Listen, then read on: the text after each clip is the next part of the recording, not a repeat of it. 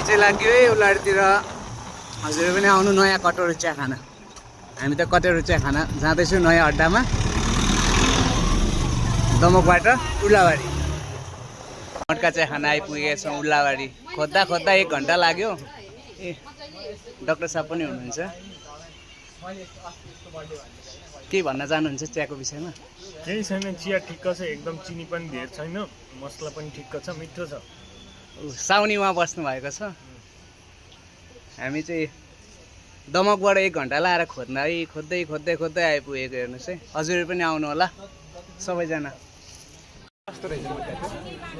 दामी दामी बवाल 2 कप पो खाइयो त नि 2 कप खाइयो डेढ गर्दा 3 कप खाइयो काशी घाटको जस्तै छ ट्याक्कै ओहो फेरि आइपुग्यो 3 पल्ट लगातार भइसक्यो 3 दिन